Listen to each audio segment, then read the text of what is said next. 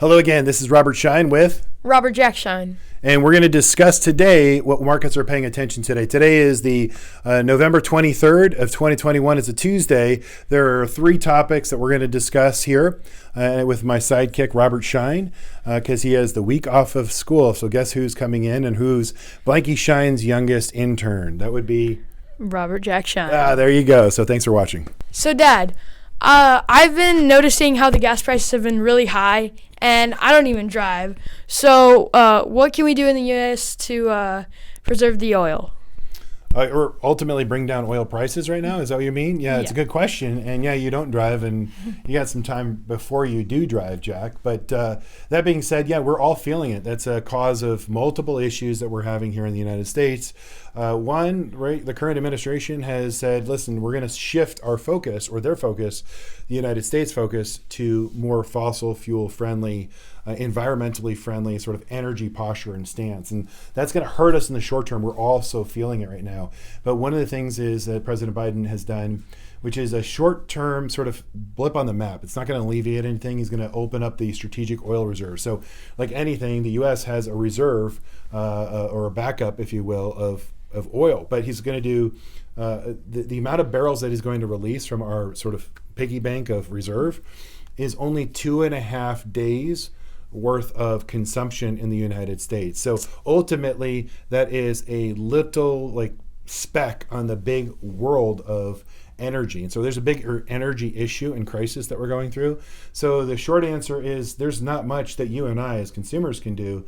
Obviously change over to sort of gas, from gas to electric vehicles. But that whole transition, both in the United States and worldwide, is going to take its toll because we've also shut down oil exploration here in the United States. That's a big issue. So that's sort of the headline right now, that the oil prices right now are still high, and they're going to remain stubbornly high, as we're seeing with TSA information of high frequency data at the sort of the travelers right now. This Thanksgiving is going to be we could crush some records that we haven't seen since 2019 pre-COVID on that. So there's a good question. It's going to remain to be seen, but we see oil being higher for longer because of that remaining fact. So even though we're taking the strategic oil reserves and depleting those, putting them into the market, it's really going to have a de minimis effect on lowering gas prices.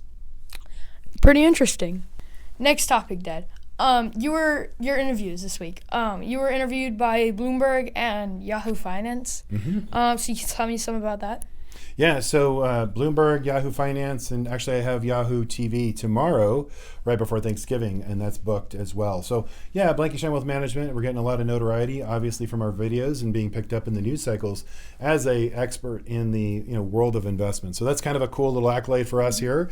If you were to Google your name, you would see your name there too, because it's the same name. So that being said, the purpose of those interviews was my personal take and our Blanke Schein Wealth Management, our sort of insight into the Federal Reserve on a go-forward basis. Jerome Powell was reaffirmed or renominated for his job, so theoretically he's going to keep his job. And so that provides certainty to the markets. That takes off something that we were worried about for quite some time, especially for those at home who are tuning in, because there was a 50-50 odds-on chance that he could be sort of replaced by Loud Brainerd, who would be a sort of a more progressive approach and selection for nomination. And that being said, President Biden put her in number 2 in command as the vice chairmanship. And what that means is that there's 3 more seats that need to be filled by the FMOC, Federal Open Market Committee. And so President Biden's going to nominate those. Those still have to be sort of vetted through Congress and then ultimately through the Senate. And President Biden is looking for more of a progressive approach to those seats. And what does that mean, Jack? That means that it's going to be interesting to watch monetary policy play out from this point forward. They're basically, 2 dual mandates, which is employment, making certain that employment, everyone in the United States has a job if they want a job, on all levels, as well as price controls. And so we have inflation, as you just pointed out with gas. Inflation is rising. So the normalization of the Federal Reserve on a go-forward basis, both by who is in the cabinet, right, who's guiding and leading and directing, and then what policies and how quickly they could change and transition back to normalization. By that I mean, what does that mean? Take home point is just taking the punch bowl away from the party, because right now we have low interest rates, we have easy, loose sort of monetary policy, and a lot more that's in the market that shouldn't be, in terms of just dollars are everywhere, right? From businesses to individuals. So that's causing the inflation. Too many people have, or a lot of people have a lot of money, which is not a bad thing, but they're chasing too few goods and services.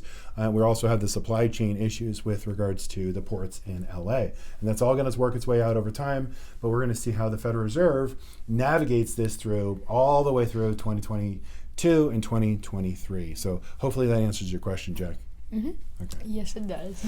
Last thing, just happy Thanksgiving. To all the families out there, we just want to wish you a very happy and thankful Thanksgiving. Yeah. From our family to your family here at Blanke, Schein Wealth Management, we thank you for all your support, and our thoughts and prayers are with every one of you and your family this Thanksgiving, and a happy and healthy Thanksgiving, and hopefully you get to see people in person once again, because we're all missing family, that's for sure. So you guys have a safe Thanksgiving, and we'll catch you again next time. Thanks for watching.